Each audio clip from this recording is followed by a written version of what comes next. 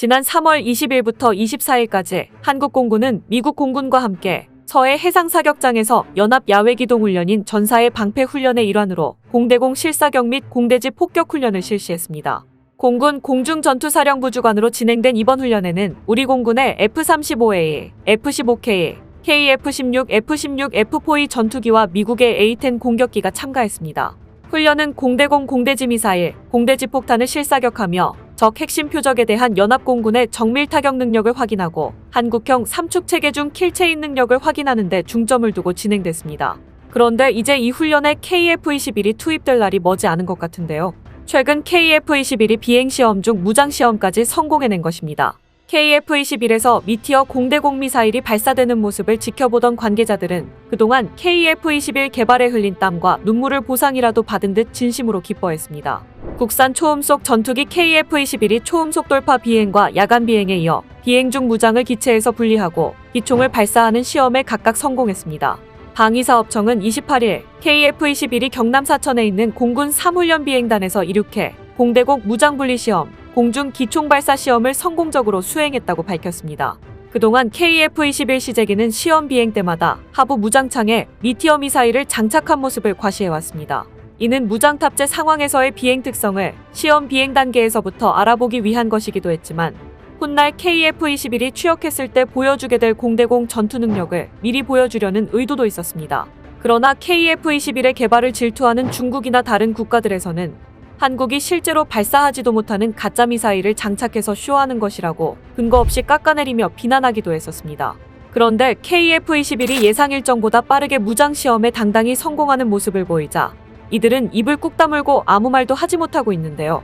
이번 시험은 전투기에서 무장을 분리하거나 기총을 발사할 때 발생할 수 있는 기체 구조, 엔진, 공기역학적 특성 변화 등을 점검해 동체의 비행 상태에 끼치는 영향은 없는지 안전성 여부를 검증하고 무장 운용과 관련된 외부 센서 등 항공 전자 시스템이 정상적으로 작동하는지 확인하는 목적으로 처음 시행된 것입니다. 이날 KF-21 CJ-호기는 오전 10시 54분 이륙해 중거리 공대공 미사일 미티어 시험탄으로 무장 분리 시험을 수행하고 12시 9분에 착륙했습니다. 특히 KF-21은 현존 세계 최강 공대공 미사일로 평가되는 미티어를 아시아 최초로 장착하고 능동 위상 배열 레이더 등 첨단 장비를 국산화에 활용하고 있습니다. 미티어는 마하 4.5로 비행해 200km 밖 스텔스급 전투기까지 정밀 타격할 수 있는 차세대 시계외 공대공 미사일입니다. 미티어 공대공 미사일은 덕티드 로켓 기술을 적용해 중거리 공대공 미사일의 일반적인 사정거리인 50km를 200km 이상으로 끌어올린 장거리 공대공 미사일입니다. 앞서 KF-21은 미티어 4발을 장착해 막강 전투기의 위용을 과시하며 외국 공군과 글로벌 항공업계에 깊은 인상까지 남겼습니다. 미티어에 이어 장거리 공대지까지 적절히 채택하면 야무진 4.5세대 전투기가 탄생하리란 기대가 커진 것입니다. 시제기에 미티어까지 장착하며 공격력이 보장된 전투기의 진면목을 드러내자 해외 언론들도 미티어 장착 비행에 주목했습니다. 앞서 카이 관계자는 KF-21과 미티어의 체계 통합을 완료했다며 양산 1호기부터 미티어를 달 수 있다고 말했는데요. 이번에 예상했던 것보다 일정을 더 앞당겨 무장시험까지 성공적으로 마무리해 관통 폭발력과 정확도가 높은 공대지 미사일까지 갖추었기 때문에 KF-21의 상품 가치는 더 치솟을 것으로 보입니다. 이런 성과는 카이 직원들이 흘린 땀과 눈물을 보상해주는 것으로 동시에 분담금을 미루며 손 놓고 있는 인기가 없어도 된다는 사실을 드러내기에 충분했습니다. CJ-3호기는 오전 11시 18분 이륙해 공중기총을 100여 발 발사하고 12시 32분에 지상으로 복귀했습니다. 시험 비행 중 특별한 문제점은 나타나지 않아 정상적으로 종료됐습니다.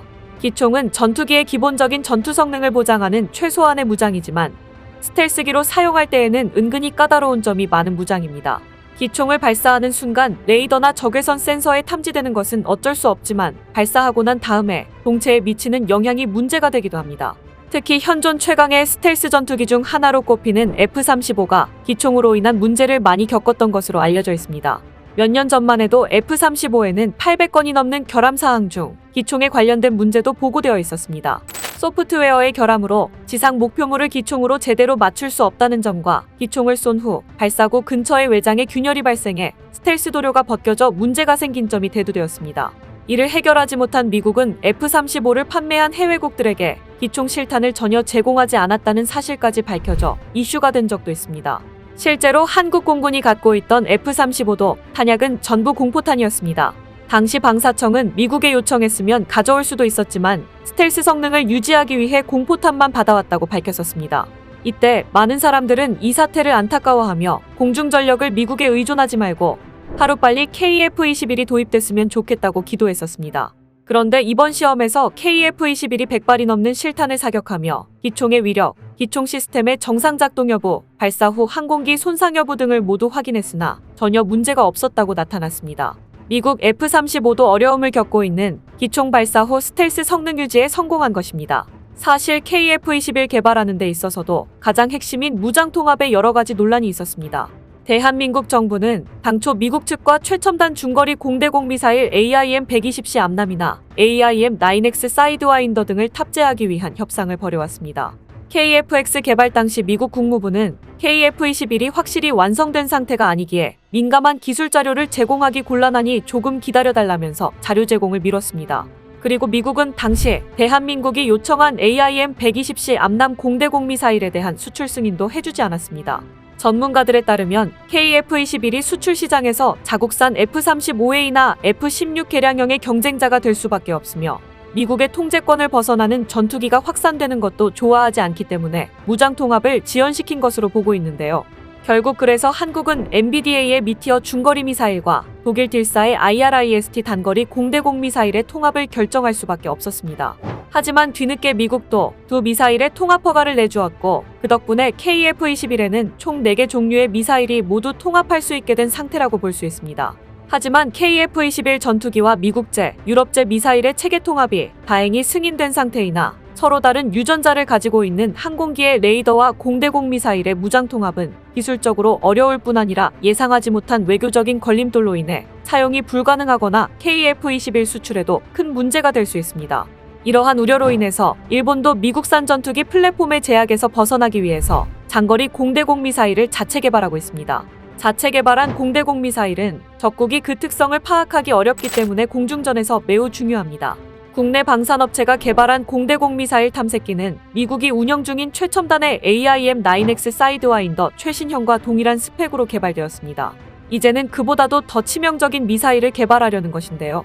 카이 관계자에 따르면 국과연이 제안한 한국형 단거리 공대공 미사일은 미국, 독일, 일본의 미사일보다 더 우수한 5세대 모델이라고 밝혔습니다. 통상적으로 5세대급으로 구분되는 최신 단거리 공대공 미사일의 경우에는 전방위 교전을 위해서 넓은 탐지 범위를 확보해야 하는데요. 국내에서 개발한 적외선 탐색기에 사용되는 검출기는 시커의 해상도가 훨씬 높아 이론상으로 미국제보다 우수한 성능을 가지고 있습니다. 현재 대한민국은 공대공 미사일 개발에 충분한 기술력을 확보하고 있습니다. 국내에서는 이 수준의 공대공 미사일을 개발할 수 있는 충분한 하드웨어 기술 기반을 보유하고 있습니다. 해국 미사일 개발을 통해서 중거리급의 유도형 공대공 미사일 기술이 충분히 증명된 것뿐 아니라 고성능의 단거리 공대공 미사일용 적외선 시커를 방산업체가 독자 개발해서 확보하고 있습니다. 정리하면 현재 국내에는 5세대급 단거리 공대공 미사일 개발을 추진할 수 있는 기술적 기반, 시험용 항공기를 모두 확보한 상태입니다. 대한민국은 그동안 천국 미사일과 해국 미사일 등 지상 발사형 미사일을 성공적으로 개발했습니다. 항공기 체계 통합을 제외한 대공 미사일에 필요한 기술 개발은 이미 성숙 단계에 접어들었다고 평가되고 있습니다. 사실 해군 함대공 미사일을 개조해서 언제든 미국의 AIM-120 암람과 동급의 공대공 미사일 개발이 가능한 상황입니다. 하지만 미국은 지금까지 자국산 레이더와 해외에서 개발된 중거리 공대공 미사일을 통합해준 사례가 없었기 때문에 해공을 공대공으로 개조하지 않았을 뿐입니다. 그런데 이제 KF-21 개발과 함께 국산형 A사 레이더 개발이 진행되면서 한국은 얼마든지 자국제 레이더 유도 미사일에 대한 무장 통합이 가능해졌습니다. 앞으로 한국은 KF-21 체계 통합 과정에서 미티어 미사일의 운영과 통합 관련 기술도 같이 확보할 수 있습니다. 이렇게 체계 통합 기술을 확보함으로써 우리가 개발한 공대공 미사일의 국내 개발에도 직접 활용할 수 있는데요. 국내에서 개발하려고 하는 공대공 미사일은 미티어 미사일과 같은 덕티드 램제트 엔진을 기반으로 하며 미티어 미사일의 체계 통합 과정을 활용하여 기술 개발 위험을 획기적으로 낮출 수 있다는 것입니다. 이미 해당 기술들은 모두 확보한 상태이고 앞으로 체계 통합 과정 중 함께 테스트한다는 방침입니다.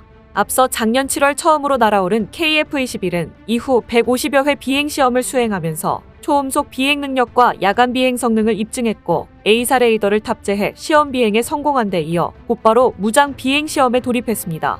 앞으로 KF-21은 적어도 고고도, 저속, 초음속 등 전 비행 영역에서 단거리, 중거리 공대공 미사일과 기총에 대한 시험을 실시해 무장 안정성과 성능 검증을 이어갈 계획입니다. 이제 곧 단거리, 중거리 공대공 미사일 부분에서도 한국산으로 모두 통합할 날도 머지않은 것입니다. 다만 실제로 공대공 미사일을 완성하기까지 군사 강국들도 10년 이상의 시간이 걸리고 공대공 미사일을 완성한 이후에는 또 실제 전투기에 탑재해 장시간 운용 시험을 수행해야 합니다. 그리고 최종적으로 실제 표적기를 상대로 사격 테스트를 수행해야만 하는데요. 그러나 주변국과의 공대공 미사일 기술 격차를 해결하기 위해서는 국내 개발이 빠르게 이뤄져야 합니다. 우리나라의 국방력을 증강시키기 위해 막대한 비용과 오랜 시간이 투자되는 만큼 국산 공대공 미사일 개발에 더욱더 응원이 필요한 시기입니다. KF-21도 대한민국이 독자적으로 개발에 성공했듯 공대공 미사일 분야에서도 국산화를 잘 성공해서 세계를 깜짝 놀라게 할 것입니다. 오늘 준비한 소식은 여기까지입니다. 댓글을 통한 여러분들의 많은 의견 기다리겠습니다. 시청해주셔서 감사합니다.